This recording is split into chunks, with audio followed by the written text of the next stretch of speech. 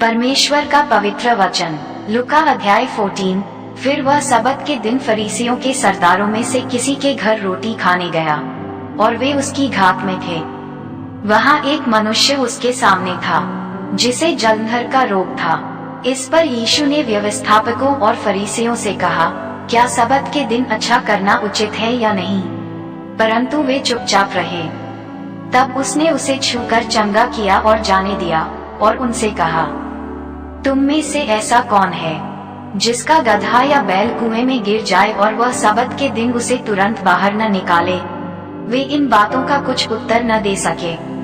जब उसने देखा कि आमंत्रित लोग कैसे मुख्य मुख्य जगहें चुन लेते हैं, तो एक दृष्टांत देकर उनसे कहा, जब कोई तुझे विवाह में बुलाए तो मुख्य जगह में न बैठना, कहीं ऐसा न हो कि उसने तुझसे भी किसी बड़े को नेवता दिया हो। और जिसने तुझे और उसे दोनों को नेवता दिया है आकर तुझसे कहे, इसको जगह दे, और तब तुझे लज्जित होकर सबसे नीची जगह में बैठना पड़े। पर जब तू बुलाया जाए तो सबसे नीची जगह जा बैठ कि जब वह जिसने तुझे नेवता दिया है आए तो तुझसे कहे, हे मित्र, आगे बढ़कर बैठ, तब तेरे साथ बैठने वालों के सामने तेरी बड़ाई होगी। क्योंकि जो कोई अपने आप को बड़ा बनाएगा वह छोटा किया जाएगा, और जो कोई अपने आप को छोटा बनाएगा वह बड़ा किया जाएगा। तब उसने अपने नेवता देने वाले से भी कहा, जब तू दिन का या रात का भोज करे तो अपने मित्रों या भाइयों या कुटुंबियों या धनवान पड़ोसियों को न बुला, कहीं ऐसा न हो कि वे भी तुझे नेवता दें और तेरा बदला हो जाए। परंतु जब तू भोज करे तो कंगालों, टुंडों, लंगड़ों और अंधों को बुला, तब तू धन्य होगा, क्योंकि उनके पास तुझे बदला देने को कुछ नहीं, परंतु तुझे धर्मियों के जी उठने पर इसका प्रतिफल मिलेगा। उसके साथ भोजन करने वालों में से एक ने ये बातें सुनकर उससे कहा, धन्य है वह जो परमेश्वर के राज्य में रोटी खाएगा। उसने उससे कहा, किसी मनुष्य ने बड़ा भोज दिया और बहुतों को बुलाया। जब भोजन तैयार हो गया तो उसने अपने दास के हाथ आमंत्रित लोगों को कहला भेजा, आओ, अब भोजन तैयार है। पर वे सब के सब क्षमा मांगने लगे।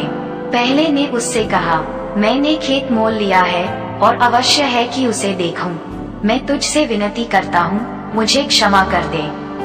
दूसरे ने कहा, मैंने 5 जोड़े बैल मोल लिए हैं और उन्हें परखने जाता हूँ। मैं तुझसे विनती करता हूँ, मुझे क्षमा कर दे।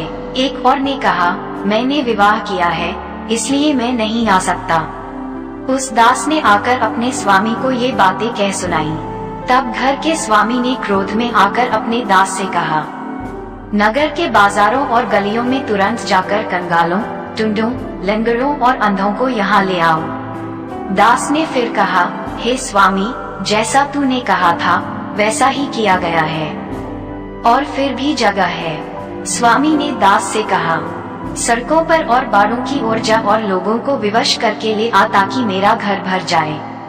क्योंकि मैं तुमसे कहता हूँ कि उन आमंत्रित लोगों में से कोई मेरे भोज को न चखेगा। जब बड़ी भीड़ उसके साथ जा रही थी तो उसने पीछे मुड़कर उनसे कहा, यदि कोई मेरे पास आए और अपने पिता और माता और पत्नी और बच्चों और भाइयों और बहनों वरन अपने प्राण को भी अप्रिय न जाने, तो वह मेरा चेला नहीं हो सकता। और जो कोई अपना क्रूस न उठाए और मेरे पीछे न आए, वह भी मेरा चेला नहीं हो सकता।